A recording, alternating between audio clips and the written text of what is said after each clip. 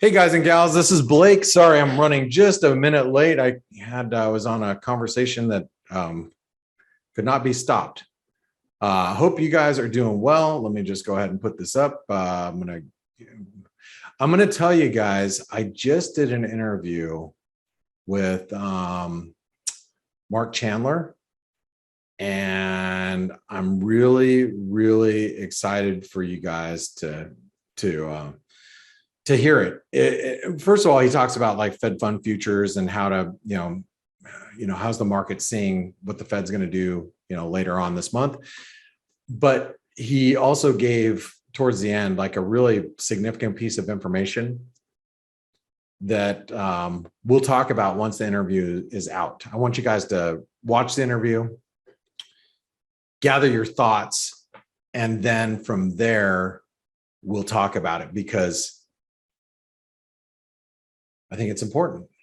So that's it. All right. So let's talk about the market and where we're at. And I'm just going to give you a quick review of the currency pairs, the currency market, because unfortunately, not a lot has happened, but you can see the euro just kind of holding lows. Notice how on the hourly charts, we're not making lower lows, even following the ECB. One of the reasons why I believe this is because equity markets continue to, stay elevated. I know the S&P is, basically flat on the day, but because the S&P is not rolling over, selling off, you're not going to see, any type of dollar strength come through, especially when the ECB is just basically as expected, right? Sterling's stronger today, and we are testing that 78% retracement. This has put a lot of downside pressure on the euro sterling, which I'm long, and I've owned it now basically at the 85.50 level for a long time, and I'm sitting in it, and I can honestly say that I'm not super happy that it's down here, but it's not, it's more range bound than anything. I still believe that the euro sterling had a false breakdown, so I'm trying to take a little bit longer term approach. It's just the ECB did influence this somewhat, but I do believe if the sterling turns lower around the 78% retracement, which you guys know, this is the underside of this trend line, the way I was viewing it, right? I think it still can turn here. We still have some time. Anyway, Aussie's not doing anything. Kiwi's not doing anything. The dollar Canadian is coming down. This is actually pretty key support. We talked about, hold on, let me look at something. I put out an order. Oh, I'm going to cancel that. It's 4 pips away. So I was like, I had an order just below the 30 level to buy some. Excuse me, my nose itches. To buy some just below here, but that's a pretty bearish candle, right? And especially that stocks are holding up. Maybe the dollar Canadian comes down just a little further. Let's take a look. Okay, the 50% retracements here at 24. That is horizontal support. That's where I had my bid actually at 28, but like I said, I canceled it. I just looked at my orders. I'm like, oh, I'm 4 pips away from getting triggered.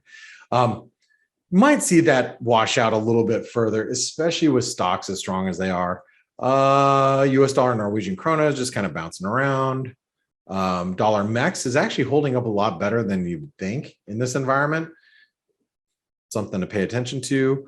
I was looking at the Rand just because I was seeing if this thing was going to give us that. See how it's holding the 618. I mentioned this yesterday, and I'm kind of watching it because you can see I have a little alarm right here. If we trigger above those highs, that's going to say 1, false breakdown. 2, we might get some risk off, but obviously looking at stocks right now, that's just not going to be the case, at least not at the moment. What else? Yen pairs aren't doing anything. We covered the euro sterling. The euro New Zealand, I was looking at this earlier. I didn't share this with the room. I was just actually looking at it myself. I was like, hey, is that a Gartley? But this doesn't make sense. But what does make sense here is possible false breakdown below those lows. So that's something to think about for those of you that are long the Euro New Zealand, because I'm still long it. Okay. Just, you know, as it was dropping, I was like, oh my God, am I going to get stopped out? But yeah, it's probing those lows, but I still think overall is like a false breakdown here. Yields a little weaker. Dollar yen. Speaking of so irritating. This is probably one of the most irritating currency pairs, and I'm not even trading it. I'm really not even trading it. But this, oops, I didn't mean to do that. This is probably one of the most annoying. Just as you think it's going to break out to the upside, it just reverses. Just as you thought it was going to break down, it reversed to the upside. I mean, if you follow me via Twitter, you probably saw my tweet last week. There's a whole lot of effery going on in here. There is. I would probably stay as far away from the dollar yen as possible. And then one other thing I guess we should mention.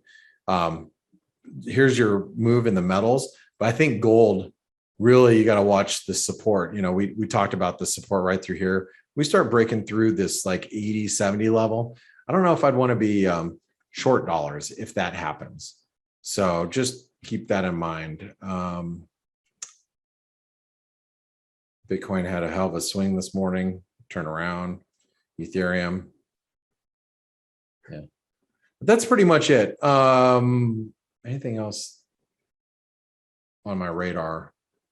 Oh, I guess I should probably say this. Crude oil continues to reject the set. Here, let's draw it like this. Okay. So crude oil continues to reject this descending trend line. Just keep that in mind. You know, just know it's there. This is one of the things that also keeps me, you know, looking towards dollar Canadian strength eventually. It keeps me looking towards US dollar Norwegian krona strength. It keeps me just kind of on my toes about that because crude's really struggling, you know, making any type of rally. But that's pretty much it, guys. I'm gonna leave it at that. Try not to get into trouble today. It seems like, you know, liquidity is still coming back, but you know, very little follow through at this point as people are getting back from holidays and in front of their computer. Everybody's reluctant to, you know, I always tell people this is the time of the year. It's like the beginning of the year, end of summer. You've got every institution, firm, portfolio managers meeting with their traders, and you know, everybody's kind of thinking game plan going into the end of the year. So, you know, just because everybody's back from holiday doesn't mean volumes up to peak. Volatility is still, you know, seeping its way in because people are trying to figure out, okay, how do I want to play this market to the end of the year? But I also want to mention, don't miss Mark Chandler's interview when it comes out, hopefully later this afternoon. And listen intently to the last 3 or 4 minutes of the interview, and then give me your thoughts afterwards. Not today because it's not out yet, but it'll be out soon. All right, guys, have a great one. Thank you for your continued support. I'll see you guys in the chat room. I will see you on the Face webinar. Have a great evening, and it's almost Friday. See you, Alex.